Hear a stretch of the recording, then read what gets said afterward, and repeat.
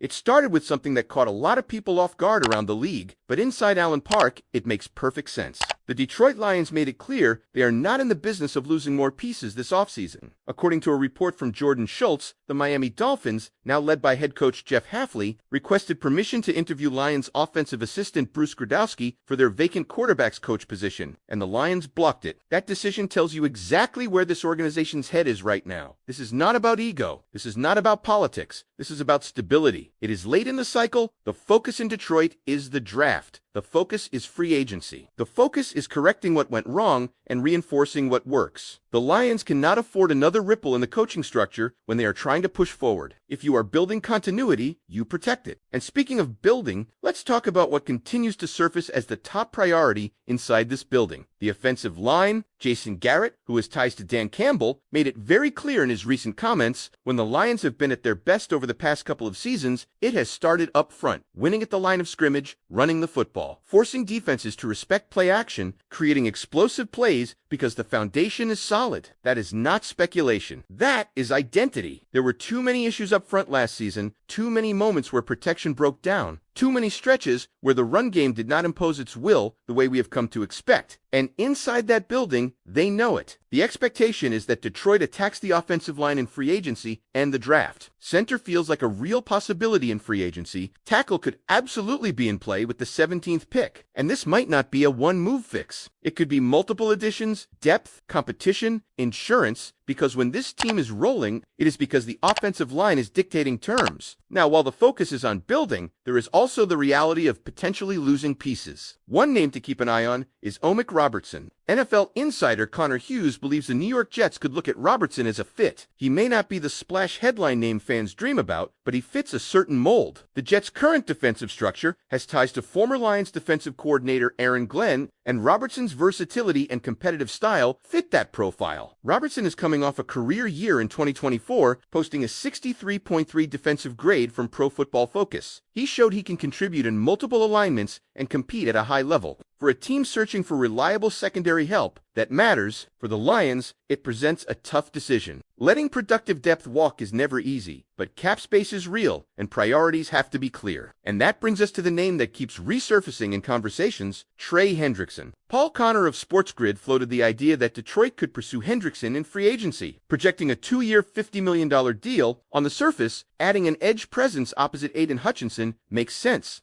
Every Lions fan wants that complimentary pass rusher. The need is obvious. But context matters. Hendrickson is 31 years old. He played only 7 games last season due to a hip injury. His production dipped while dealing with that issue. Age plus injury history is not something front offices ignore, especially when major extensions are looming for cornerstone players. Financial planning is not just about today, it is about sustaining a window. Detroit has big decisions ahead. Maintaining the offensive core, preparing for extensions, reinforcing the trenches. That is why some believe the Lions may prioritize offensive line help over a high-priced edge rusher. It does not mean Hendrickson would not help. It means the allocation of resources has to align with the long-term blueprint. On the coaching side, there was also an interesting development. Drew Pine spoke with pride of Detroit, and the early impressions are strong, detail-oriented, confident, clear in his communication. He openly described Jared Goff as essentially another offensive coordinator on the field, which aligns with what we have seen from Goff's command at the line of scrimmage. Pine emphasized wanting to keep David Montgomery heavily involved, reinforcing the commitment to the run game. He plans to coach from the sideline and likes 13 personnel packages when the roster supports it. The personality, the energy, the clarity, early signs are positive. Of course, words in February mean nothing compared to Sundays in the fall. But first impressions inside that interview left many feeling encouraged. So when you step back and look at the full picture, you see a franchise protecting its staff, prioritizing the offensive line, weighing the risk versus reward of a veteran edge rusher, and preparing for potential departures in the secondary. This is what a team in a competitive window looks like. Strategic, calculated, aware of its identity. Now let me ask you this. If you had to choose between investing heavily in the offensive line or making a splash move for Trey Hendrickson, which direction would you take and why? Because this is where the real debate begins. It is easy to say get both. It is easy to say just spend the money. But roster construction in the NFL does not work like that. Every dollar has a consequence. Every contract affects flexibility 2 or 3 years down the road. And right now, the Detroit Lions are not building from the ground up. They are maintaining a contender. If you lean offensive line, line, you are doubling down on the identity that took this team to another level. You are protecting Jared Goff. You are maximizing the impact of David Montgomery and the rest of the run game. You are making sure that when play action is dialed up, it works because the defense respects what is happening in the trenches. That formula is proven. We have seen it work. When Detroit controls the line of scrimmage, everything else opens up. And do not underestimate how much stability up front affects the entire locker room. Offensive linemen set the tone physically. They define how tough your team is. When that unit is dominant, the defense benefits because the offense sustains drives. Time of possession shifts, field position improves. It is all connected. Now, if you lean toward adding Trey Hendrickson, the argument is just as strong emotionally. Pairing him with Aiden Hutchinson would immediately change how offenses game plan against Detroit. You would force quarterbacks into quicker decisions. You would create more one-on-one matchups. And in big playoff moments, having two legitimate edge threats can be the difference between advancing and going home. But here is the hard truth. Hendrickson is 31. He is coming off a hip injury that limited him to 7 games. His projected deal, around 2 years and $50 million,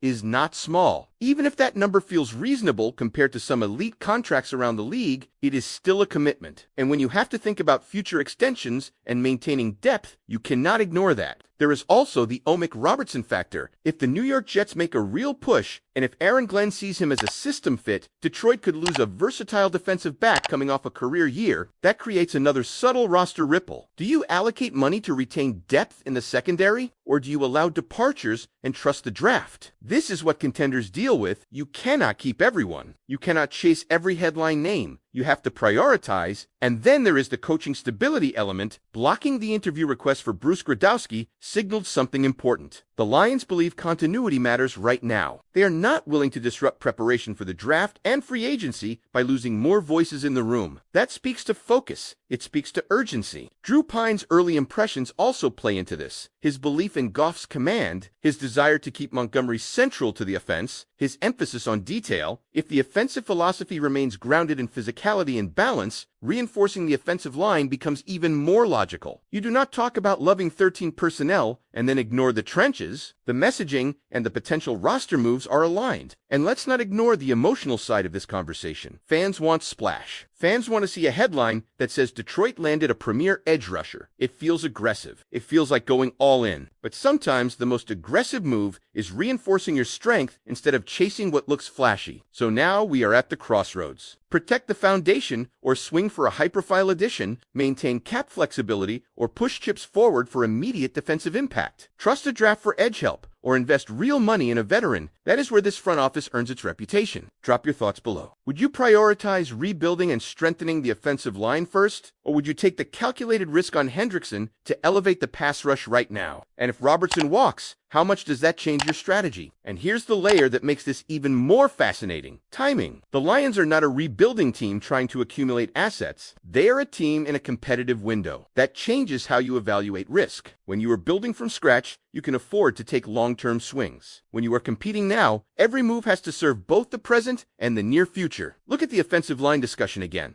If Detroit attacks center in free agency and potentially tackle in the draft, that is not just about patching a hole, that is about future-proofing the offense. It is about making sure that 3 years from now, when contracts get heavier and expectations grow, the foundation is still strong. The Lions have built their culture around physicality, around imposing their will, around finishing games in the fourth quarter by running the football. That identity does not survive if the offensive line slips. And think about what that does for Jared Goff. When Goff has protection, he is decisive, he is efficient, he operates the offense like a field general. When protection breaks down consistently, the entire structure of the scheme tightens. Play calling shrinks. Explosive opportunities decrease. So if you are investing in Goff as your quarterback, protecting him is non-negotiable. Now flip it to the defensive side. Pairing Trey Hendrickson with Aiden Hutchinson would absolutely energize the fan base. It would send a message that Detroit is pushing hard to maximize the window. But that move only makes sense if the medical evaluations are clean and the financial structure does not cripple flexibility. A 2-year deal projected around $50 million sounds manageable, but guarantees and cap hits matter. Age matters. Injury history matters. And remember something else, free agency is rarely where you find perfect value. It is where you pay premiums. If the Lions believe they can draft and develop another edge presence at a fraction of the cost, that becomes a very realistic alternative. The front office has shown patience before. They do not typically panic. They do not chase noise. Then there is the Omick Robertson angle. If the New York Jets aggressively pursue him, and if Aaron Glenn values his versatility, Detroit may have to decide how much that depth is worth financially. Robertson's career year in 2024 showed growth and adaptability. Losing that kind of player is not headline-shattering, but it affects the rotation. It affects matchup flexibility. It affects special teams contributions. And that brings us back to the blocked interview for Bruce Gradowski. Stability is being prioritized. The Lions are signaling that internal continuity matters just as much as external additions. They want coaches focused on draft evaluations, on scheme tweaks, on roster planning, not on lateral interviews. All of these moves or non-moves are connected. If the offensive line gets reinforced, the offense stays balanced and physical. If the pass rush gets a veteran boost, the defense becomes more dangerous immediately. If Robertson walks, the secondary depth must be addressed. If Hendrickson is passed on, the draft becomes even more critical for edge help. This is not a simple yes or no decision. It is a